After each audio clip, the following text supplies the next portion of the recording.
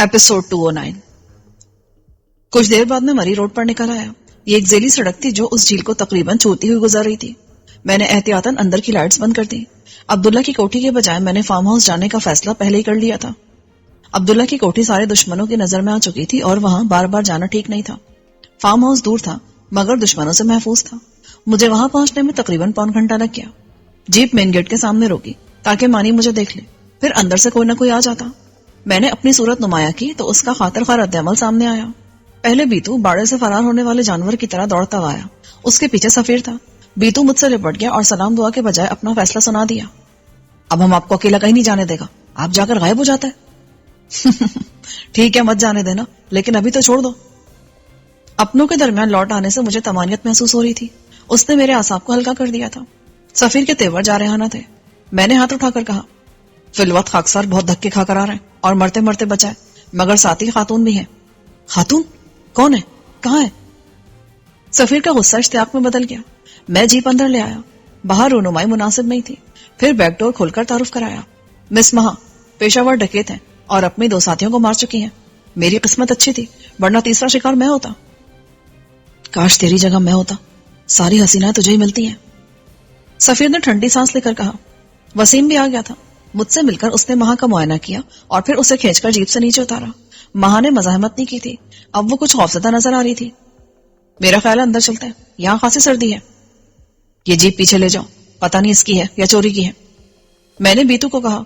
Jeep अब तक start थी, चाबी के बगैर उसे कैसे बंद करता। मैंने बीतू को वायर का भी बता दिया जिसको अलग करने से इंजन बंद हो जाता। अंदर आकर मुझे वही सुकून मिला था जो कहीं से थके हारे इंसान को घर आने के बाद मिलता है। मैंने अपने कमरे का रुख करते हुए कहा, मैं भूख से मरने वाला हूँ, इसलिए एहतियातन गुस्ल करने जा रहा हूँ। मैंने नहाकर कपड़े बदले और नीचे आया तो सफीर ने बचा खुचा खाना गर्म कर दिया था और ये बचा खुचा भी निहायत शानदार किस्म का था। चिकन कढ़ाई, शाही पराठे और एक अदद सालिम टिक्का था जो ना जाने कैसे बीतू और मानी की 10 फुट से बच गया था। खाने के इख्तिताम पर लाजवाब कॉफी थी। मैंने खुद को बहुत आसूदा महसूस किया। जब तक मैं खाता रहा वसीम मुझे यहाँ के हालात और वाकयात से आगाह करता रहा। उसने बताया कि समीना हमारे साथ ताउन के लिए तैयार हो गई थी। गुज़िश्ता रात होने वाला धमाका किसी टाइम बॉम्ब का था। उसमें नादिर के 4 गार्ड्स मारे गए थे और 2 जख्मी हुए थे, लेकिन वो खुद महफूज रहा था। नादिर के बच जाने की खबर सुनकर मैंने इत्मीनान का सांस लिया और उससे भी ज्यादा अच्छी बात यह थी कि उसने FIR में अपने भाई मुर्शिद पर शुबा जाहिर किया था।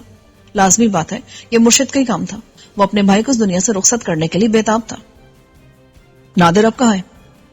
ये मालूम करना पड़ेगा, क्योंकि पुलिस की आमद से पहले वो वहां से निकल गया था। मेरे आदमी ने ताक़ुब किया, लेकिन उसकी गाड़ी को नादिर के मुहाफिजों ने फायरिंग करके नाकारा कर दिया।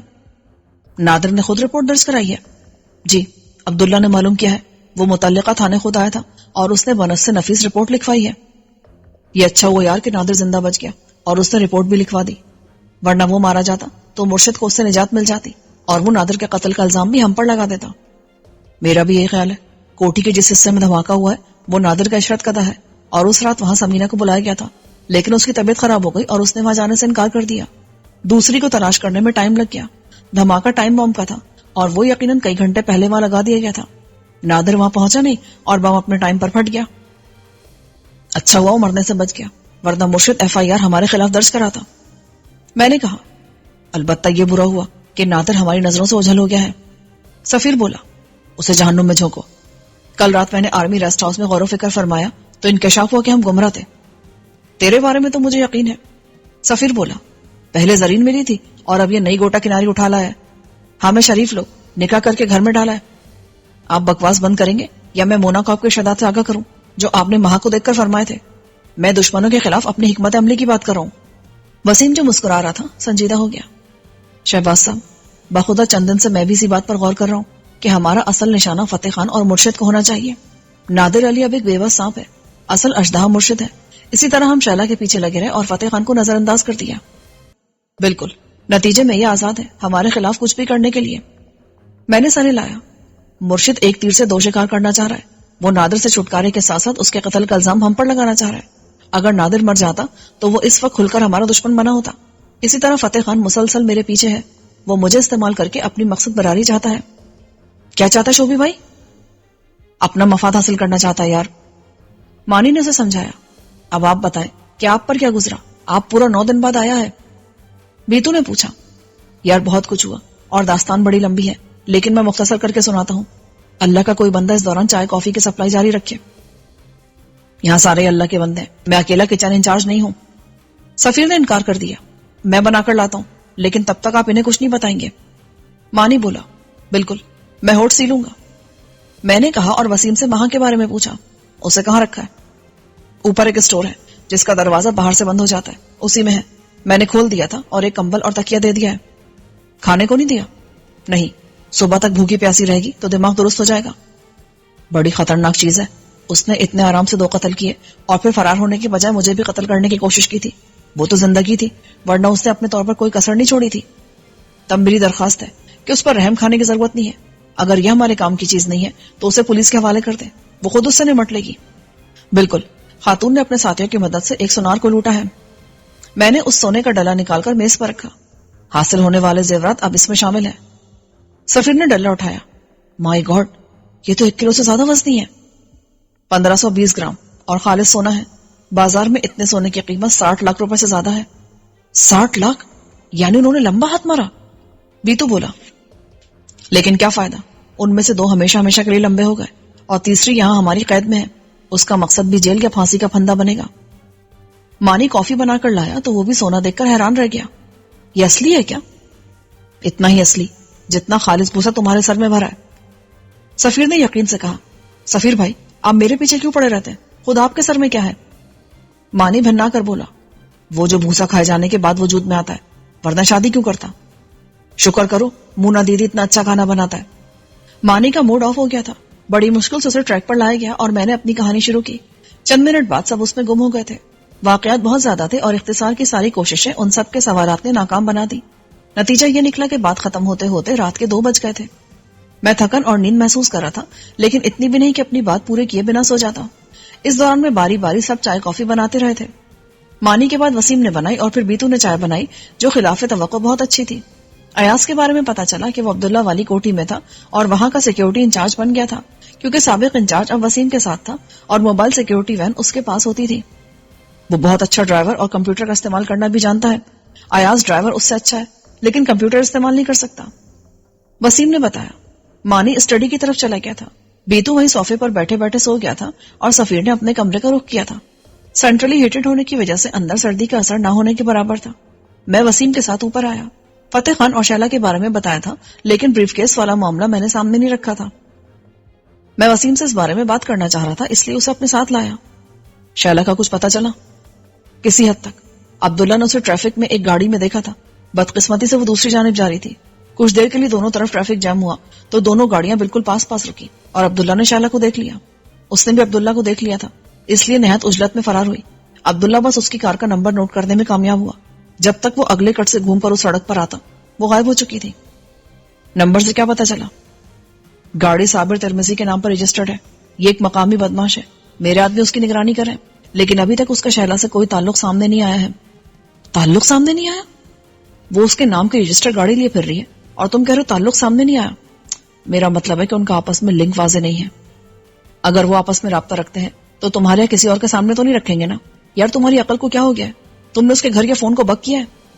نہیں, دراصل آپ کی فکر میں ہم سارے کام بھولے ہوئے تھے. میری فکر کا کوئی فائدہ نہیں تھا, اس کے بجائے وہ کام کرتے جس کا فائدہ ہوتا. مجھے غصہ آ گیا. سوری شہباز صاحب. خیر, آئندہ ان چیزوں کا خیال رکھنا. میں خاص بات کے لیے تمہیں یہاں لایا ہوں. میں نے وسیم کو بریف کیس کے بارے میں بتایا. مجھے شبہ ہے فتح خان اور شہلا اس کی اہمیت سے واقف ہو گئے ہیں. یہ ہمارے نئے دشمن کرنل زرسکی عرف عبد الرحمان نے انہیں احساس دلایا ہے اور وہ بھاری قیمت کے عوض اس بریف کیس کا سودا کسی ایسی طاقت سے کرنا چاہتے ہیں جسے چین سے دشمنی ہو. بلکہ امکان ہے وہ بھارتیوں سے اس کا سودا کر بھی چکے ہیں. چین کے دشمن ممالک کی کوئی کمی نہیں ہے. وسیم بولا. امریکہ تو دشمن ہے. بھارت بھی چین کا بڑا بننے کی کوشش میں چین کے سامنے کھڑا ہونا چاہتا ہے اور روس بھی چین کا بہت اچھا دوست نہیں ہے. جب ان دونوں ممالک کا نظریہ ایک ہی تھا تب بھی وہ چین کے پیٹ میں ایک شرک گھونپ چکا تھا. ان میں سے ہر ملک اس کے فوجی راز حاصل کرنا چاہے گا. بریف کیس شہلا کے پاس تھا. مجھے شبہ ہے کہ وہ اسے گنوا چکی ہے. فتح خان اور کرنل مل کر اسے دوبارہ حاصل کرنے کی کوشش کر رہے ہیں. گنوا چکی ہے؟ یہ آپ کیسے کہہ سکتے ہیں؟ وسیم چونکا. اگر بریف کیس ان کے پاس ہوتا تو وہ اب تک اس کا سودا بھی کر چکے ہوتے, مگر وہ اسے کھو چکے ہیں اور اب اسے تلاش کر رہے ہیں. اسی وجہ سے فتح خان نے مجھے راستے سے ہٹانے کی کوشش کی کہ میں اس کی تلاش میں رکاوٹ نہ بنوں. اس صورت میں ہمیں پہلے یہ معلوم کرنا چاہیے کہ وہ بریف کیس کہاں ہو سکتا ہے. یہ بات ہمیں شہلا بتا سکتی ہے، فتح خان تک رہنمائی بھی وہی کر سکتی ہے۔ میرا اندازہ ہے بریف کیس کے بارے میں فتح خان ہی جانتا ہے۔ یعنی ہمارا پہلا ٹاسک شہلا کو تلاش کرنا ہے؟ بالکل، دوسرے کو ایسی جگہ تلاش کرنی ہے جہاں ہم بے خوف و خطر اپنے قیدیوں کو رکھ سکیں۔ وسیم مسکرا دیا۔ یہ کام میں پہلے ہی کر چکا ہوں جناب۔ وسیم نے نوشہرہ جانے والی سڑک پر ایک پرانی حویلی حاصل کر لی تھی۔ یہ زیادہ بڑی نہیں تھی لیکن ہمارے لیے نہایت موزوں تھی۔ ایک تو یہ تقریباً تمام شہروں کے آس پاس تھی، دوسرے اس کے نزدیک کہیں کوئی آبادی نہیں تھی، اور تیسرے یہاں بجلی کی سہولت تھی۔ سب سے بڑھ کر اس میں ایک ایسا تہخانہ تھا جس میں کسی کو بند کیا جاتا تو اس کی روح ہی وہاں سے نکل سکتی تھی۔ وسیم نے اسے ہیڈ کوارٹر کے طور پر منتخب کیا تھا اور سارا سامان وہاں منتقل کر دیا تھا۔ حویلی کا ظاہری روپ ایسا ہی چھوڑ کر اس کے اندر چند کمروں اور تہخانے کو صاف اور قابل رہائش بنا لیا تھا۔ آنے جانے کے لیے سامنے کے بجائے عقب میں موجود چھوٹے گیٹ کا انتخاب کیا تھا۔ گاڑیاں بھی وہیں کھڑی کی جاتی تھیں۔ اگر کوئی سامنے سے آ کر دیکھتا تو اسے عمارت اور احاطہ ویرانی نظر آتا۔ کمپیوٹرائز وین بھی وہیں موجود تھی۔ یہ تم نے اچھا کام کیا ہے۔ اب سب سے پہلے صابر ترمیزی کے گھر کو بک کرو۔ وہ کرتا کیا ہے؟ بظاہر اسٹیٹ کا کام ہے، لیکن سنا زمینوں پر قبضے کرتا ہے اور جعلی کاغذات بنوا کر بیچ دیتا ہے۔ کسی زمانے میں بدماش بھی رہا ہے لیکن بظاہر شریف ہو گیا ہے۔ شہلا کا سراغ اسی سے ملے گا۔ میں بھی روانہ ہو جاتا ہوں۔ اتنی رات گئے؟ ایسے کام رات میں ٹھیک ہوتے ہیں۔ ویسے میں نے سوچا ہے ہمیں دن میں باہر جانے سے گریز کرنا چاہیے اور رات کو اپنے کام نمٹانے چاہیے، کیونکہ اس طرح نظروں میں آنے کا امکان کم ہوتا ہے۔ یو آر رائٹ، لیکن مسئلہ یہ کہ حالات پر ہمارا کنٹرول نہیں ہے۔ وہ بھی ہو جائے گا اگر ہم چند اصول اپنا لیں۔ اس میں سب سے پہلا اصول حفاظت اور دشمن سے دور رہنے کا ہے۔ وسیم نے اٹھتے ہوئے کہا۔ اس کے جانے کے بعد میں لیٹ گیا اور کچھ دیر میں سو چکا تھا۔ میری آنکھ صبح سویرے کھلی، دروازے پر دستک ہو رہی تھی۔ پھر سفیر اندر آیا۔ بھائی اب اٹھ جا، سورج سر پہ آنے والا ہے۔ بکواس مت کر، سورج وہ سامنے طلوع ہو رہا ہے۔ میرا مطلب ہے 4-5 گھنٹے بعد سر پر آ جائے گا۔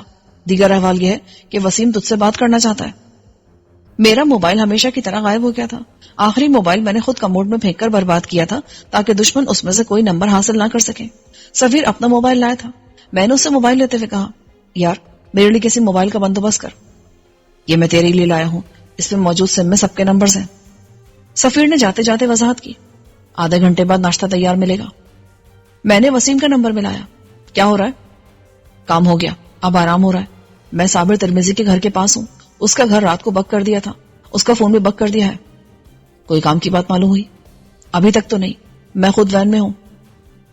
رات میں بھول گیا تھا، اور اتفاق کی بات ہے کہ دشمن کی قید سے نکل کر جب عبداللہ سے بات کرنے کا موقع ملا تب بھی بھول گیا۔ اگر آپ کرنل زرسکی کا بتانا چاہ رہے تھے تو اس کا پول آپ کے غائب ہوتے کھل گیا تھا۔ وہ محل کے کنٹرول روم سے فتح خان کو کال کرتا تھا اور اسے علم نہیں تھا کہ سیکرٹری بیگ بھی اس جگہ کی نگرانی کرتا ہے، لیکن پول کھل جانے کے بعد وہ چھلاوے کی طرح محل سے فرار ہو گیا۔ چلو اچھا ہوا کہ راجہ صاحب کو بے خبری میں کوئی نقصان نہیں ہوا۔ میں چاہتا ہوں کہ آپ اور سفیر فارم سے حویلی میں شفٹ ہو جائیں۔ نہیں، سفیر کے لیے میں نے کچھ اور سوچا ہے۔ یہاں کے معاملات میں خود دیکھوں گا۔ یہ جگہ بھی بہت ضروری ہے۔ ہمارے پاس ہمیشہ ایک سے زیادہ مکمل ٹھکانے ہونے چاہیے۔ حویلی تم چلے جاؤ، ٹھیک ہے، لیکن فارم میں آمد و رفت کم سے کم ہو تو بہتر ہے۔ یہ مصروف جگہ ہے اور دشمن کی نگاہ میں آنے کے امکانات زیادہ ہیں۔ میں نے وسیم سے اتفاق کیا۔ سمینہ کس طرح قابو میں آئی؟ زیادہ مشکل پیش نہیں آئی۔ وہ پہلے ہی نادر سے نفرت کرتی ہے۔ وہ جنس کے معاملے میں ناکارہ ہونے کے بعد نفسیاتی مریض بن گیا ہے۔ اپنی تسکین کے لیے وہ ان عورتوں کو بلواتا ہے اور ان کے ساتھ نہایت ذلت آمیز سلوک کرتا ہے۔ وہ پیسے کی خاطر چلی جاتی ہیں اور اس کی زیادتیاں بھی برداشت کرتی ہیں، لیکن اس سے شدید نفرت بھی کرتی ہیں۔ سمینہ نے نادر کے بارے میں کوئی کام کی بات بھی بتائی ہے؟ کچھ اہم باتیں بتائی ہیں۔ ایک تو یہ کہ فاضلی اصل میں مرشد کا آدمی ہے، لیکن وہ نادر کا بھی اعتماد رکھتا ہے۔ یہ تو حیرت انگیز بات ہے کہ نادر ایک ایسے شخص پر کس طرح اعتماد کر رہا ہے۔ پتہ نہیں، مجھے بھی یہ بات سمجھ نہیں آئی۔ نادر ذہنی طور پر پہلے کی طرح شاطر ہے اور اچھی طرح پتہ ہے اسے کہ فاضلی مرشد کا خاص آدمی ہے۔ بہرحال دوسری بات یہ معلوم ہوئی ہے کہ نادر نے سمینہ کے ساتھ جانے والی ایک کال گرل کو اپنے ہاتھ سے قتل کر دیا تھا۔ اس کا صبر و ضبط جواب دے گیا تھا اور اس نے نادر کو نہایت گندی گالیاں دی تھی۔ نہ صرف گالیاں بلکہ دھمکی بھی دی تھی کہ وہ سب کے سامنے اس کا پول کھول ڈالے گی۔ نادر جیسے لوگ کسی کی دھمکی کہاں برداشت کرتے ہیں۔ اس نے کال گرل کو خود کوڑے مار مار کر مار ڈالا اور سمینہ کو یہ منظر دیکھنے پر مجبور کیا تھا۔ بعد میں فاضلی نے اس کال گرل کی لاش کہیں ٹھکانے لگا دی تھی۔ سمینہ کا کہنا ہے کہ نادر خطرناک قسم کا نفسیاتی مریض بن گیا ہے۔ ایسے لوگ ساری دنیا کو تباہ کرنا چاہتے ہیں۔ تم فاضلی کی نگرانی کراؤ، وہ نادر سے رابطے میں ہوا تو اس کا سراغ پھر مل جائے گا۔ میں نے یہ کام پہلے ہی کر لیا ہے۔ میرے 2 آدمی مرشد ہاؤس کے پاس ہیں اور جیسے ہی فاضلی وہاں سے نکلا اس کی نگرانی شروع ہو جائے گی۔ 1 منٹ شہباز صاحب، صابر کے گھر میں کوئی سرگرمی ہو رہی ہے، میں اسے چیک کرتا ہوں۔ ٹھیک ہے، تم اپنا کام کرو، میں ناشتہ کرتا ہوں۔ میں نیچے آیا تو سفیر دودھ، ڈبل روٹی، مکھن، شہد اور اورنج جوس کا ناشتہ میز پر لگا چکا تھا. مانی اور بیتو سو رہے تھے، لیکن جب وہ اٹھ کر یہ ناشتہ دیکھتے تو ان کی بھوک مر جاتی. تو میں آج ان مضر سے چیزوں کا خیال کیسے آ گیا؟ بس یار، میری ہمت جواب دے گئی ہے پراٹھے بنا بنا کر. یہ مانی کم نہیں تھا، اوپر سے بیتو بھی آ گیا، اور لگتا ہے دونوں میں کھانا کھانے کا مقابلہ ہو رہا ہے. یار وہ یہ سب نہیں کھائیں گے، تو ایسا کیوں نہیں کرتا کہ تیار پراٹھے لیا؟ ان کو بس گرم کرنا پڑتا ہے. گرم تو کرنا پڑتا ہے نا، یہ لوگ تو ہل کر پانی پینے کے بھی روادار نہیں ہے، سب کچھ مجھ پر چھوڑ رکھا ہے. تب ایسا کر، حویلی چلا جا. نہیں، میں یہی ٹھیک ہوں، یہاں کم سے کم آرڈر ڈیلیور کرنے والے تو آ جاتے ہیں، ان سے میری تھوڑی بہت بچت ہو جاتی ہے. بیٹے، کسی دن ڈیلیور کرنے والوں کے پیچھے دشمن بھی آ جائیں گے اور سب کو ایک ساتھ سمیٹ کر لے جائیں گے. خواہش تو میری بھی یہی ہے، ان کمبختوں سے کسی اور طرح جان چھوٹتی نظر نہیں آ رہی. اچانک مجھے خیال آیا، ماں کا کیا کیا؟ کرنا کیا اس کا؟ صبح واش روم کی سیر کرا کر ناشتہ ڈال دیا تھا، اب آرام سے اپنے قفس میں ہے. ناشتے کے بعد میں اوپر آیا. اسٹور کی کنڈی صرف باہر سے لگتی تھی اور خاصی مضبوط تھی. میں نے کنڈی کھولی. ماں کونے میں ہاتھوں میں دونوں گھٹنے سمیٹ کر بیٹھی تھی. اس نے میری آمد کا کوئی نوٹس نہ لیا اور اسی طرح بیٹھی رہی. میرا خیال ہے تم نے سوچ لیا ہوگا، سچ بول کر اپنے لیے آزادی حاصل کرو گی یا جھوٹ بول کر پھانسی کے تختے یا ساری عمر کے لیے جیل جانے کو ترجیح دو گی. اگر میں کچھ کہوں گی تو تم کیسے فیصلہ کرو گے کہ میں سچ بول رہی ہوں یا جھوٹ؟ اس نے سپاٹ لہجے میں کہا. سچ یا جھوٹ جاننا کوئی مشکل کام نہیں ہے، صرف ایک دن لگے گا تصدیق ہونے میں. تمہیں مجھ سے کیا دلچسپی ہے؟ کوئی نہیں، لیکن تم نے مجھے قتل کرنے کی کوشش کی تھی. میں تمہیں کیسے چھوڑ سکتی تھی؟ اگر تم پولیس کے پاس چلے جاتے تو میرا اس ملک سے نکلنا ممکن نہیں ہوتا. میں چونکا. اس کا مطلب ہے پولیس کے پاس تمہارا ریکارڈ موجود ہے؟ وہ چپ رہی، پھر کچھ دیر بعد بولی. مجھے جانے دو، مجھے پولیس کے حوالے کرنے کا کوئی فائدہ نہیں ہوگا. مجھے عادی مجرم انہوں نے بنایا ہے، ورنہ میرا قصور صرف اتنا تھا کہ میں ایک چور کی بیٹی ہوں. ایک دن پولیس والے اسے پکڑنے آئے تو ساتھ میں مجھے بھی لے گئے. رات بھر میرے ساتھ وہاں کیا ہوا تم اس بارے میں سوچ بھی نہیں سکتے. میرے باپ کے سامنے میری آبرو ریزی کی گئی. وہ چور تھا، بغیرت نہیں، اس لیے صدمے سے مر گیا. اس کے مرنے کے بعد بھی مجھے سب بتانے کا کیا فائدہ؟ بس ہمت جواب دے گئی. تم تو سچ سننا چاہتے تھے نا. میری زندگی میں اس کے سوا اور کیا ہو سکتا ہے؟ میں نے بعد میں ان تمام پولیس والوں کو ایک ایک کر کے مارا. ایک بار پکڑی گئی، کئی مہینوں تک تھانوں اور جیل میں اسی عذاب سے گزری، پھر کوشش کر کے فرار ہو گئی. اب بھی مفرور ہوں. اسی وجہ سے تم اس ملک سے بھاگنا چاہتی ہو؟ میں نے بہت کچھ جمع کر لیا ہے، لیکن تم وہ مجھ سے حاصل نہیں کر سکتے. وہ سب دبئی میں محفوظ ہے. اگر تم یہ سونا رکھنا چاہو تو رکھ لو. سفیر میرے پیچھے آیا تھا. اس نے آواز دے کر مجھے باہر بلایا. میں نے باہر آ کر کنڈی لگائی. سفیر مجھے ایک طرف لے گیا اور آہستہ سے بولا، اس مصیبت کو بلا وجہ لے آئے، اب اس سے جان چھوڑو، یہ ہمارا مسئلہ نہیں ہے. کہہ تو تم ٹھیک رہے ہو مونا کے شوہر. بس تو اس کا سونا اس کے حوالے کر دو اور یہاں سے چلتا کر دو اسے. ایسے نہیں یار، اسے آنکھیں بند کر کے کہیں چھوڑنا ہے تاکہ یہ جگہ نہ دیکھ سکے. یہ کام بعد میں کریں گے، ابھی سے یہاں پڑا رہن دو. اور سونا اس کے حوالے نہیں کرنا، یہ چوری کا مال ہے، اس کے اصل مالک تک اسے واپس پہنچانا ہے. چل ٹھیک ہے، اب اس پر ٹائم ویسٹ مت کر. یہ بتا کہ خواتین کو بیرون ملک بھیجنے کا جو پروگرام تھا اس کا کیا بنا؟ بننا کیا تھا، انہوں نے انکار کر دیا. وہ ہمیں چھوڑ کر کہیں نہیں جانا چاہتی. عبداللہ والی کوٹھی تمام دشمنوں کی نظروں میں آ چکی ہے، اور کسی جگہ ہم ان کو اتنی سیکورٹی مہیا نہیں کر سکتے. فارم ہاؤس اور حویلی جیسی جگہ ان کے لیے نہایت ناموزوں ہیں. سفیر نے سر ہلایا. مونا تو اس قابل بھی نہیں کہ بھاگ دوڑ کر سکے. کیا مطلب؟ میں چونکا تو سفیر شرمیلا انداز میں مسکرا دیا. میں سمجھ گیا. اچھا، مبارک ہو. میری آواز سن کر بیتو آ گیا اور خوش ہو کر بولا، کیا وہ شوبی بھائی، سفیر بھائی کا مرڈر کر دیا صبح صبح؟ سفیر خفا ہو گیا. تم سب سالے میری جان کے دشمن ہو رہے ہو. میرے بچے کو پیدا ہونے سے پہلے یتیم کرنا چاہتے ہو. بچہ؟ سفیر بھائی، آپ باپ بننے والے ہو؟ یہ واقعہ کب ہوا؟ اور میرا بھتیجا یا بھتیجی کب اس دنیا میں آئے گی؟ یار اتنی تازہ خبر ہے کہ آج کے اخبار میں بھی نہیں ہے. مونا نے صبح فون کر کے بتایا ہے. رات اس کی طبیعت ٹھیک نہیں تھی، ڈاکٹر بلائی گئی تو اس نے تصدیق کر دی ہے. بس یار، اتنی تفصیل کافی ہے. میں نے جھیپ کر کہا. بیتو بھی کھسیا ہوا تھا، وہ خاموشی سے کھسک گیا. میں سنجیدہ ہو گیا.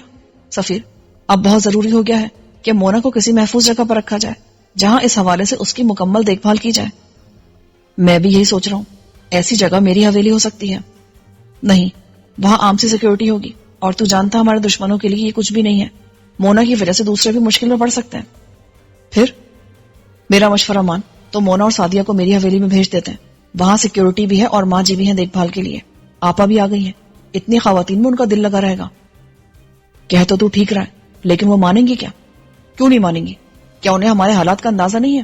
وہ نہیں جانتی کہ ان کی حفاظت کی خاطر ہم بعض اوقات کتنے مجبور ہو جاتے ہیں؟ میری مان تو بھی حویلی چلا جا. اپنی تجویز آپ اپنے پاس رکھیے، میں کہیں نہیں جا رہا. دیکھ، تو مستقل وہاں نہیں جا رہا ہے. جب تیری ضرورت ہوگی تجھے واپس بلا لیں گے. اور یہ سوچ کہ مونا کو تیری ضرورت ہے. وہ جانے سے انکار کر دے گی اور تو کیا چاہتا ہے کہ وہ مشکل میں رہے؟ میں ایسا کب چاہتا ہوں، لیکن تیرا ساتھ نہیں چھوڑ سکتا. تو نے میرا ساتھ دیا ہے اور آئندہ بھی دیتا رہے گا. یہ جنگ نہ جانے کب تک چلے. ضروری نہیں کہ دوران جنگ ہر سپاہی محاذ جنگ پر ہی رہے. وہ آرام کر دے یا کسی وجہ سے پیچھے بھی جا سکتا ہے. سمجھ لے کہ تیرے ساتھ بھی ایسی بات ہے. آخر تم لوگ اتنا عرصہ دبئی میں بھی تو رہے ہو، اور جب مجھے ضرورت محسوس ہوئی تو واپس بھی آ گئے. اسی طرح تم مونا کو لے کر حویلی چلے جاؤ. تیرے ہونے سے وہاں حفاظت بھی ہوگی اور مونا بھی مطمئن رہے گی. اس طرح کچھ عرصے بعد وسیم چلا جایا کرے گا اور تو واپس آ جانا. سفیر چپ ہو گیا، لیکن وہ مطمئن نہیں تھا. میں نے اپنی کوشش جاری رکھی. دیکھ، سب کا سامنے ہونا بھی ٹھیک نہیں ہے. دشمن کا داؤ چل سکتا ہے اور وہ سب کو ایک ہی بار میں مار ڈالے یا سمیٹ کر لے جائے. ہمارا الگ ہونا اور دور ہونا بھی ضروری ہے. لیکن منتشر ہونے سے ہماری طاقت کمزور پڑ جائے گی یار. نہیں، تو اتنا دور نہیں ہوگا کہ چند گھنٹوں میں یہاں نہ آ سکے. پھر ہمارا رابطہ مستقل رہے گا. دیکھو، اس وقت سب سے اہم بات یہ ہے کہ ہمیں کسی بھی مہم کے لیے آدمی میسر ہوں. لیکن حال یہ کہ آدھا درجن آدمی صرف خواتین کی حفاظت پر ہیں اور ہم یہاں ان کی سیکیورٹی میں کسی قسم کی کمی نہیں کر سکتے. تیری حویلی میں کر سکتے ہیں. وہاں کی سیکیورٹی بھائی جان نے کرائی ہے. وہ ان کے جانے پہچانے لوگ ہیں. روٹیشن کے تحت ایک گروپ جاتا ہے تو دوسرا آ جاتا ہے. وہ سب اپنے کام میں ایکسپرٹ ہے. پھر انہوں نے حویلی کی الیکٹرانک سیکیورٹی بھی کر دی ہے. اس لیے وہ جگہ اتنی محفوظ ہے جتنی عبداللہ کی کوٹھی. شہر کی نسبت گاؤں میں کسی قسم کی کارروائی آسان کام نہیں ہے. سفیر سنجیدہ ہو گیا. تو سچ مچ ایسا ہی چاہتا ہے؟ نہیں، مذاق کر رہا ہوں. اب تو سنجیدہ ہو گیا. دیکھو سفیر، یہ بہت ضروری ہو گیا ہے کہ ہم انتظار کرنے کے بجائے خود اپنے دشمنوں سے نمٹنے کی کوشش کریں. اس طرح فائدہ صرف ان کو ہوتا ہے. وہ حملہ کرتے ہیں اور ہمیں دفاع پر مجبور کر دیتے ہیں. ہماری مجبوری ہے کہ ہم ایک حد سے زیادہ کھل کر کارروائی نہیں کر سکتے کہ دشمن آخری حد تک نہ چلے جائیں. اس کے باوجود وہ آخری حد تک جاتے ہی رہے ہیں. میرے گھر پر حملہ ہوا، میرے بھائی کو مار دیا، سویرا کو اغوا کر لیا. پھر مجھے احساس بے بسی میں مبتلا کرنے کے لیے سویرا کو دوبارہ اغوا کیا اور حویلی پہنچا دیا. لیکن اب بہت کچھ ہو گیا ہے. میرا چہرہ سرخ ہو رہا تھا اور غصے سے میری آواز بھی بلند ہونے لگی تھی. سفیر نے میرے شانے پر ہاتھ رکھا. ہمیں سبق سکھاتا ہے اور خود تیرا ریڈیٹر گرم ہو رہا ہے. ایسے گاڑی نہیں چلے گی. ہم نیچے آئے. سفیر نے مجھے پانی پیش کیا. ایک گلاس ٹھنڈا پانی پی کر میں نے سکون محسوس کیا. اس دوران سفیر نے چائے نکال لی. تھرموس میں گرم چائے موجود تھی. سفیر نے کہا، وسیم کہاں ہے؟ وہ صابر تربیزی کے گھر کے باہر مورچہ بنائے بیٹھا ہے. اس کے گھر کو بک کر دیا گیا ہے اور ممکن ہے اس سے ہمیں شیلا یا فتح خان کا پتہ مل جائے. بیتو بھی وہیں آ گیا تھا. وہ بولا، شوبھی بھائی، ہم کب تک دشمن سے اس طرح دب کر رہے گا؟ ادھر انڈیا میں دشمن اتنا زیادہ تھا اور ہم 3-4 ہوتا تھا. ادھر بھی ہم کبھی دب کے نہیں رہا. پھر یہ آپ کا اپنا ملک ہے. ادھر اتنا ساتھی ہے، سب کچھ ہے. بیتو، اپنا ملک ہونے کا احساس ہے، اس لیے اب تک میں صرف دفاعی کرا تھا. لیکن اب میں نے سوچ لیا ہے کہ دشمن کو مزید مہلت نہیں دینی ہے. ٹھیک ہے نا؟ ورنہ وہ اپنا وار کرتا رہے گا. دشمن سے کبھی اچھائی کا توقع مت رکھیں. سفیر مونا اور سعدیہ کے ساتھ میری حویلی جا رہا ہے. خواتین یہاں محفوظ نہیں ہیں. آپ نے ٹھیک فیصلہ کیا جناب. سفیر بھائی حویلی میں بالکل محفوظ ہوں گے. مانی خوش ہو کر بولا، اور یہاں ہم ان سے محفوظ ہوگا. بیتو نے اس کی تائید کی. اس سے پہلے کہ سفیروں نے کچھ کہتا میں نے ہاتھ اٹھایا. لڑائی بعد میں، ابھی چند معاملات طے کرنے ہیں. مانی، یہ بتاؤ کہ اگر ہمیں یہاں سے فرار ہونا پڑے تو تمہارا اہم سامان کتنا ہے؟ بس اتنا کہ ایک بڑے سوٹ کیس میں آ جائے گا. کیمرے اور مائکس چھوٹے ہوتے ہیں، اگر انہیں اتارنے کی مہلت نہ ملے تو بازار سے اور مل جاتے ہیں. میرے کمپیوٹر اور سیٹلائٹ ریسیور تو 1 منٹ میں پیک ہو جائے گا. تو بس اپنی پوزیشن ایسی رکھو کہ ہم کسی وقت بھی یہاں سے نکل سکیں. میں نے کہا تو وہ سب تشویش زدہ ہو گئے. خیریت شوبھی، کیا دشمن یہاں تک آ گیا ہے؟ آیا تو نہیں ہے، مگر ہمیں اس لحاظ سے بھی تیار رہنا چاہیے تاکہ اگر ایسا موقع ہے تو بحفاظت فرار میں مشکل پیش نہ آئے. یہ جگہ کسی قدر غیر محفوظ ہے کیونکہ ایک مصروف سڑک کے ساتھ ہے اور اتفاق سے دشمنوں کی نظر میں بھی آ سکتی ہے. اس وجہ سے اہم اشیاء یہاں سے منتقل کر دی گئی ہیں. اہم اشیاء؟ مانی نے غور کیا. یعنی میں اور بیتو فالتو چیزیں؟ بیٹے، نتائج اخذ کرنے میں اتنی جلدی کرنے کی ضرورت نہیں ہے. شوبی نے اہم چیزوں کا ذکر کیا ہے. سفیر نے چمکار کر کہا. بیتو خوش ہو گیا. ہم تو انسان ہیں نا. سفیر نے پھر اسے چھڑا. اگرچہ جھوٹ ہے لیکن تمہارا دل رکھنے کو مان لیتے ہیں. آپ کو ماننے کی ضرورت نہیں ہے. انسان ہونے کے لیے آپ کا سرٹیفکیٹ نہیں چاہیے. مانی جل بھن کر بولا. ان لوگوں کو لڑتا چھوڑ کر میں اسٹڈی میں آیا کیونکہ وسیم کی کال آ رہی تھی. میں نے کال ریسیو کی تو اس کی پرجوش آواز آئی, شہباز صاحب کام بن گیا ہے. کیسے؟ ابھی شہلا نے صابر کو کال کی ہے اور ان کی گفتگو سے ظاہر ہے کہ کسی زمانے میں شہلا کے اس سے بھی غلط قسم کے تعلقات تھے, اور کام کی بات یہ ہے کہ شہلا دوپہر میں اس سے کہیں ملے گی. کہیں سے کیا مراد ہے؟ کہیں باہر. جگہ پہلے سے طے ہے, اس لیے صابر یا اس نے نام نہیں لیا, وقت کے بارے میں بھی نہیں بتایا. ٹھیک ہے, تب کم سے کم 2 یا 3 افراد اس کے تعاقب کے لیے تیار رکھو. ایک گاڑی میں میں اور تم ہوں گے. میں نے پہلے 3 بائک والے بلوا لیے ہیں, وہ ہم سے رابطہ رکھ کر گائیڈ کریں گے اور ہم ان کے پیچھے چلیں گے. ٹھیک ہے, میں آ رہا ہوں, مجھے پتہ سمجھاؤ. وسیم نے مجھے پتہ بتایا. یہ سیکٹر F6 کا تھا. میں نشست گاہ میں آیا اور ان تینوں کو تازہ ترین صورتحال سے آگاہ کیا. میں وسیم کی طرف جا رہا ہوں. شوبھی ہم بھی چلے گا. بیتو نے کہا ٹھیک ہے تم چلو. اور تم؟ میں نے سفیر کی طرف دیکھا. عبداللہ سے بات کر کے خواتین کی حویلی منتقلی کا بندوبست کرو. میرا خیال ہے وہی طریقہ بہتر رہے گا جو تم نے راجہ عمر دراز سے ملنے کے لیے استعمال کیا تھا. بائر؟ ہاں یہ ٹھیک رہے گا. ہیلی کاپٹر تم سب کو مشکل سے آدھے گھنٹے میں حویلی پہنچا دے گا. بائی روڈ یہ فاصلہ کسی بھی طرح 5 گھنٹے سے پہلے طے نہیں ہوگا. راستے میں خطرات الگ ہوں گے. ٹھیک ہے, میں عبداللہ سے بات کرتا ہوں. میں اور بیتو روانہ ہو گئے. فارم ہاؤس میں سفیر کے سفاری جیپ کے ساتھ ایک عدد بائک بھی تھی. میں اور بیتو اسی پر روانہ ہوئے. ہیلمٹ نے ہمیں چھپا لیا تھا. یہ وہی 125 تھی جو میں نے ایاز کے جاننے والے آٹو ڈیلر سے لی تھی. ایاز نے اس کی نمبر پلیٹیں بدل دی تھی. اس کی اصل نمبر پلیٹیں نیچے اوزاروں والے خانے میں موجود تھیں اور ضرورت پڑنے پر صرف 2 اسکرو کھول کر انہیں لگایا جا سکتا تھا. ٹنکی فل تھی. ایاز نے فارم ہاؤس میں بھی پیٹرول کا اچھا خاصا ذخیرہ جمع کر دیا تھا. 10 لیٹرز والے کوئی 20 کین وہاں رکھے تھے. مقصد یہی تھا کہ ہم جب بھی کسی مہم پر روانہ ہوں تو اپنی گاڑیوں کے ٹینک فل کر لیں. بائک کا ٹینک پہلے سے فل تھا, اس لیے ضرورت نہیں پڑی. سردی بہت کم رہ گئی تھی, اس لیے میں نے ذرا ڈھیلی پوری آستین کی شرٹ پہن لی اور میرا پستول اس کے نیچے چھپ گیا تھا جو پتلون کی بیلٹ میں لگا رکھا تھا. اس کے 2 عدد اضافی میگزین پتلون کی جیبوں میں تھے. میں نے روانگی سے پہلے وسیم کو اطلاع دی کہ میں آ رہا ہوں. آدھے گھنٹے بعد ہم ایک پارک کے ساتھ پارک وین کے پیچھے رکے. بائک کی آواز سن کر وسیم نے عقبی دروازے کے اوپری شیشے سے جھانکا اور دروازہ کھول دیا. ہم اندر آ گئے. میں نے ہیلمٹ اتار دیا. وسیم کے ساتھ وہاں وین انچارج شہاب الدین بھی تھا. میں نے اسے عبداللہ والی کوٹھی میں کئی بار دیکھا تھا, لیکن بات کرنے کا اتفاق نہیں ہوا تھا. اس نے گرم جوشی سے ہم سے ہاتھ ملایا. شہباز صاحب آپ سے مل کر ہمیشہ خوشی ہوتی ہے. محبت ہے یار تم لوگوں کی. میں نے رسمی باتوں کے بعد وسیم سے کہا کوئی نئی پروگرس؟ نہیں, لیکن شائلہ سے بات کر کے صابر نے کسی اور کو کال کی ہے اور اسے اس ملاقات کے حوالے سے تیار رہنے کا حکم دیا ہے.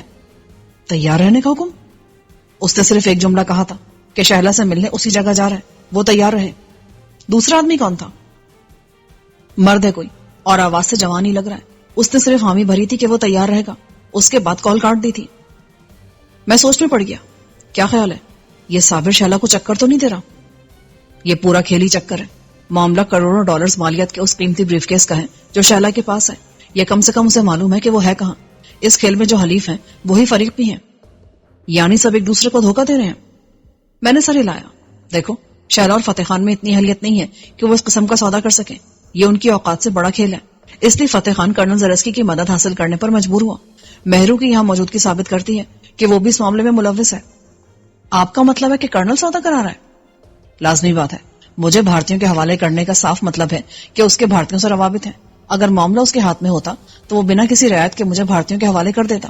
لیکن فتح خان نے مجھے اس شرط کے ساتھ اس کے حوالے کیا تھا کہ میں بھارتیوں کے ہاتھ میں جا کر بھی بچ نکلوں. آپ نے پھر فتح خان کو چھوٹ دی. وسیم سنجیدہ ہو گیا. وہ ہمارا درد سر بن گیا ہے. اس کی وجہ سے مرشد کی طرف پوری طرح توجہ نہیں دے پا رہے, ورنہ شاید اب تک اس کا کانٹا نکل گیا ہوتا. یار اس نے مجھ پر 2 بوجھ لاد دیے. ایک تو اس نے یمن کو چھوڑ دیا اور دوسرے مجھے بھارتیوں کے ہاتھ جانے سے بچایا. اسی وجہ سے میں اسے بھی چھوٹ دینے پر مجبور ہوا. لیکن ساتھ ہی میں نے اسے بتا دیا کہ اب وہ مجھ سے یا میرے ساتھیوں سے کسی رعایت کی توقع نہ رکھے. وہ جہاں ملا ہم اسے مار دیں گے. میرا بھی یہی خیال ہے. اسے مزید رعایت دینا سانپ کو دودھ پلانے کے مترادف ہے. وسیم فتح خان کا شدید دشمن بن گیا تھا. اس کا بس چلتا تو وہ اسے پہلے ہی دوسری دنیا بھیج چکا ہوتا, لیکن میری وجہ سے وہ بھی مجبور ہو جاتا تھا. تقریباً ہر معاملے میں میری اور وسیم کی سوچ ایک جیسی ہوتی, سوائے فتح خان کے. اس نے کبھی کھل کر تو نہیں کہا, لیکن اس کے انداز سے لگتا تھا کہ اسے فتح خان کے لیے میری پالیسی سے اختلاف ہے. دراصل وہ میرے اور فتح خان کے تعلق کو صحیح سے سمجھ نہیں پایا تھا. فتح خان شروع دن سے میرا دشمن تھا. جب میں پہلی بار اسے ملا تو اس نے مجھے قتل کرنے کی کوشش کی تھی, کیونکہ شینا میری وجہ سے اس کے ہاتھ سے ماری گئی تھی. حالانکہ جس وجہ سے اشتعال میں آ کر اس نے شینا کو مارا تھا اس میں بھی میرا کوئی قصور نہیں تھا. شینا نے اسے آزاد کرانے کے لیے راجہ کے ایک محافظ کو اپنے جسم کی رشوت پیش کی تھی اور فتح خان کو آزاد کرایا تھا, جس کا صلہ اس نے یہ دیا کہ شینا کی قربانی سے آگاہ ہوتے اسے مار دیا. بعد میں وہ پچھتایا اور اس کا ذمہ دار بھی مجھے قرار دیا. اس وقت بازاری معاملہ ختم ہو گیا جب میں گھر لوٹ آیا۔ ایک طویل عرصے بعد فتح خان پھر مجھے دشمنوں کی صف میں ملا، اور اس بار وہ پہلے سے کہیں زیادہ خطرناک اور چالاک روپ میں تھا۔ اس نے مجھے بے شمار مواقع پر یوں چکرایا کہ میں نے اس بارے میں سوچا بھی نہ تھا۔ وہ مجھے استعمال کرتا رہا اور رعایت دیتا رہا، اور بدلے میں مجھ سے رعایت لیتا رہا۔ اس نے اندازہ لگا لیا تھا کہ میں اس کا جانی دشمن نہیں ہوں، اسی سے اس نے اکثر فائدہ اٹھایا اور مجھے اغوا سے لے کر میرے ہوتے کاموں میں ٹانگ اڑائی۔ اس کی وجہ سے مجھے بارہا نقصان ہوا۔ بس اتنا تھا کہ اس کی دشمنی میں اور میرے ساتھی کسی جانی نقصان سے محفوظ رہے تھے، اور یہی وجہ تھی کہ کئی بار قابو میں آنے کے بعد میں نے اسے بخش دیا، لیکن اس بار اس نے مجھے مارنے کی کوشش کی تھی اور سابقہ مروت کو بالائے طاق رکھ دیا تھا۔ میں سمجھا نہیں تھا کہ فتح خان اچانک میری جان کا گواہ کیوں بن گیا ہے، لیکن اب یہ بات سمجھ میں آ گئی تھی۔ ہر مجرم کی طرح فتح خان کا متمع نظر بھی دولت اور طاقت تھی، کیونکہ ان دو چیزوں سے دنیا کا ہر عیش و آرام حاصل کیا جا سکتا ہے۔ عرصہ دراز سے وہ ہیرو کے چکر میں تھا، اس کے لیے اس نے برسوں پہلے برڈ شاہ کو اپنی قید میں رکھا، اور کوئی تشدد ایسا نہیں تھا جو اس نے برڈ پر نہ آزمایا ہو، لیکن وہ ضدی گورا کسی طرح اس کے قابو میں نہیں آیا۔ آخر میں فتح خان نے پلان کر کے نہایت چالاکی سے اس کی بیٹی کو پاکستان بلوا کر اسے برڈ کے سامنے پیش کیا، جو بیٹی کو دیکھ کر بھی پاگل بنا رہا، اور بالآخر فتح خان کے ایک ساتھی کی حماقت سے مارا گیا۔ چالاک فتح خان نے ہیرو کی مالیت کے مساوی رقم حاصل کرنے کا منصوبہ پہلے سے تیار کیا ہوا تھا۔ برڈ کے مرنے کے بعد مایوس ہو کر اس نے اس پلان پر عمل کیا، لیکن اس کی بدقسمتی کے یہاں برٹش حکومت کی پالیسی اور ڈیوڈ شاہ آڑے آیا، اور اسے تاوان کا حصول ممکن نظر نہ آیا، تو اس نے مجبوراً مجھ سے معاہدہ کر کے ایمن کو آزاد کر دیا۔ فتح خان یک دم رحم دل یا شریف نہیں ہو گیا تھا۔ برٹ اور ایمن کے لیے تو اس کے دل میں پہلے سے کدورت تھی، بلکہ اس کی وجہ بریف کیس تھا۔ اسے پہلے بھی علم تھا کہ شہلا پروفیسر نفیس کے لاکر کے چکر میں ہے۔ اس وقت فتح خان صرف شہلا کے چکر میں تھا اور اسے لاکر سے کوئی دلچسپی نہیں تھی، مگر بعد میں کسی طرح فتح خان کو علم ہو گیا کہ لاکر میں ایک بریف کیس ہے جس میں چین کے فوجی راز ہیں، اور وہ اس بریف کیس کے چکر میں پڑ گیا۔ اس کے شاطر ذہن نے اندازہ لگا لیا کہ اس بریف کیس کے بدلے بھاری رقم مل سکتی ہے۔ کوئی بھی چین دشمن ملک ہنسی خوشی اسے خریدنے پر تیار ہو جاتا، مگر ساتھ ہی فتح خان نے بجا طور پر درست اندازہ لگایا کہ اس میں اتنی اہلیت نہیں ہے کہ وہ اس بریف کیس کو فروخت کر سکے۔ مجھے نہیں معلوم تھا کہ کرنل زرسکی سے فتح خان کا پہلے بھی رابطہ تھا۔ میں اس کی اور کرنل کی بات پر یقین نہیں کر سکتا تھا، دونوں جھوٹ بولنے کے ماہر تھے۔ بہرحال یہ بات یقینی تھی کہ بریف کیس کی حد تک ان میں اشتراک تھا، اور مالی مفاد اتنا بڑا تھا کہ کرنل نے مہرو کی بے حرمتی بھی فراموش کر دی جو فتح خان کے ساتھیوں نے کی تھی۔ بے شک مہرو نے اپنے مجرموں کو مار کر کسی حد تک بدلہ لے لیا تھا، لیکن اصل مجرم فتح خان تھا، اور وہ ابھی تک زندہ تھا۔ فتح خان کو یقین تھا کہ میں اس معاملے میں ٹانگ اڑاؤں گا، کیونکہ میں نے پہلے بھی صرف اس بریف کیس کے لیے شہلا سے اشتراک کیا تھا اور بینک لاکر کھولنے کے لیے واردات میں شامل ہوا تھا، لیکن شہلا نے عین موقع پر چالاکی سے بساط الٹ دی اور لاکر سے نکلنے والے دوسرے سامان کے ساتھ ساتھ بریف کیس بھی لے گئی۔ اس کے بعد ہی فتح خان کے علم میں بریف کیس کی اہمیت آئی۔ کافی جناب۔ وسیم نے مگ میری طرف بڑھایا تو میں چونکا۔ وین میں کافی کا تھرموس موجود تھا۔ شکریہ۔ یہ صابر کس قسم کا آدمی ہے؟ قبضہ گروپ سے تعلق رکھتا ہے۔ راولپنڈی میں کئی جگہوں پر اس گروپ نے سرکاری املاک یا عام لوگوں کی زمینوں پر قبضے کر کے ان کے جعلی کاغذات بنوائے اور دوسروں کو فروخت کر دی۔ دیکھنے میں تقریباً 50 برس کا متوسط جسامت اور قامت کا شخص ہے۔ رنگ سرخ و سفید ہے، لیکن چہرے پر چیچک کے پرانے داغ ہیں۔ بال سرخی مائل ہے یا وہ اسی رنگ میں رنگتا ہے؟ اتنا کافی ہے۔ شاید ہمارے دشمنوں میں اضافہ ہو رہا ہے، کیونکہ آپ ان میں کمی نہیں کرتا۔ بیتو نے بے ساختہ کہا تو میں حیران رہ گیا۔ اس نے پتے کی بات کی تھی۔ دشمن ختم کرنے کے 2 طریقے ہوتے ہیں، 1 دشمنی ختم کر دی جائے، اور 2 دشمن کو ختم کر دیا جائے۔ مرشد جیسے لوگ دشمنی پالتے ہیں، اسے ختم نہیں کرتے، اور نام ان سے یہ توقع کر سکتا تھا۔ دوسرا طریقہ بھی زیادہ کارآمد نہیں تھا۔ اگر مرشد نادر کو مارتے تو ان کی گدی کے جانشین گدی کے آداب کے مطابق مجھ سے دشمنی نبھانے پر مجبور ہو جاتے، ورنہ ان کے مرید نہیں چھوڑتے۔ نعوذ باللہ یہ لوگ ان پیروں کو زمین پر خدا سے کم نہیں سمجھتے۔ اس کے باوجود بیتو کی بات درست تھی۔ میں دشمن کم کرنے کی کوشش نہیں کر رہا تھا، اور اس بات کو فراموش کر بیٹھا تھا کہ میرے دوست میرا ساتھ ہمیشہ نہیں دے سکتے تھے۔ وسیم، سفیر، بیتو، عبداللہ اور ایاز کی اپنی زندگی تھی۔ اس میں صرف بیتو اکیلا تھا اور مجھ سے منسلک تھا، لیکن باقی سب کی اپنی فیملی اور اپنی زندگی تھی۔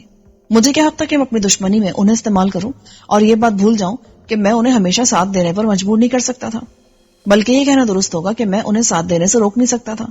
کسی مشکل اور آزمائش میں وہ مجھے اکیلا نہیں چھوڑتے، اور اگر میں چاہتا کہ وہ مجھ سے الگ ہو کر اپنی زندگی سکون اور بغیر خطرے کے گزارے تو وہ یہ بھی نہ مانتے۔ بیتو کی بات نے مجھے سوچنے پر مجبور کر دیا کہ میں کب تک اپنے دوستوں کا امتحان لیتا رہوں گا۔